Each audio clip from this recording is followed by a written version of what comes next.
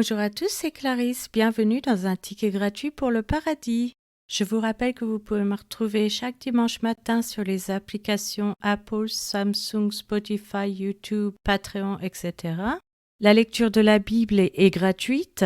Je vous invite à vous abonner pour avoir accès à l'étude du passage et à des bonus.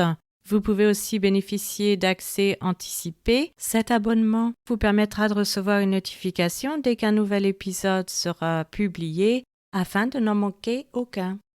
Nombre épisode 24.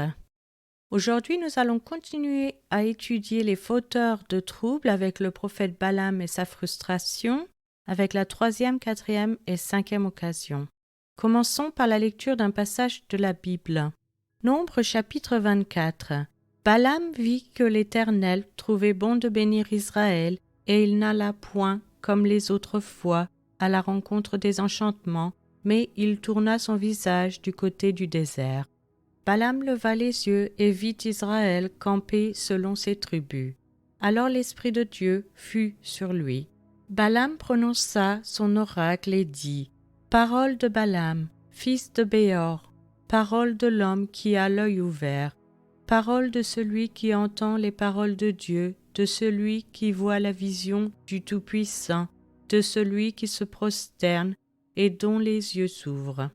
Quelles sont belles tes tentes, ô Jacob, tes demeures, ô Israël. Elles s'étendent comme des vallées, comme des jardins près d'un fleuve, comme des aloés que l'Éternel a plantés, comme des cèdres le long des eaux.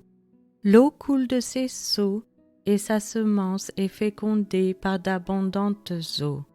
Son roi s'élève au-dessus d'Agag, et son royaume devient puissant.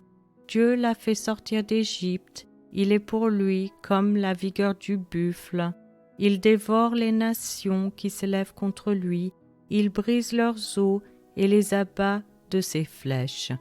Il ploie les genoux, il se couche comme un lion, comme une lionne.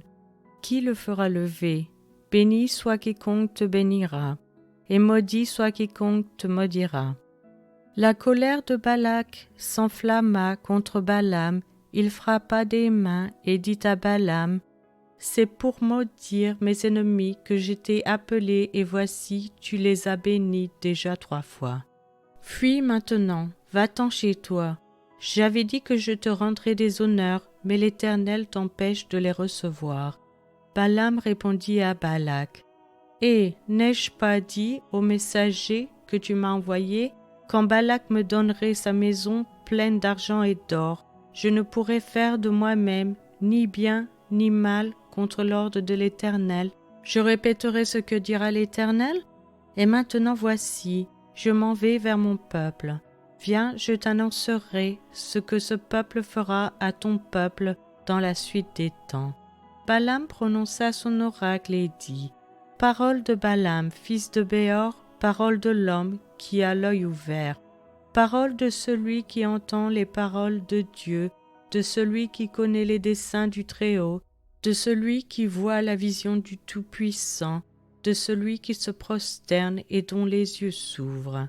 Je le vois, mais non maintenant, je le contemple, mais non de près.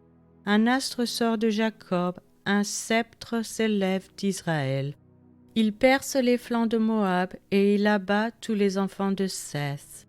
Il se rend maître d'Édom, il se rend maître de Séhir, ses ennemis. Israël manifeste sa force. Celui qui sort de Jacob règne en souverain, il fait périr ceux qui s'échappent des villes. Balaam vit Amalek. Il prononça son oracle et dit : Amalek est la première des nations, mais un jour il sera détruit. Balaam vit les Kéniens. Il prononça son oracle et dit : Ta demeure est solide et ton nid posé sur le roc. Mais le Kénien sera chassé quand l'Assyrien t'emmènera captif. Balaam prononça son oracle et dit : Hélas, qui vivra après que Dieu l'aura établi ? Mais des navires viendront de Kittim, ils humilieront l'Assyrien, ils humilieront l'Hébreu, et lui aussi sera détruit. Balaam se leva, partit, et retourna chez lui. Balak s'en alla aussi de son côté. Je vous remercie à tous d'avoir écouté. C'était Clarisse dans un ticket gratuit pour le paradis.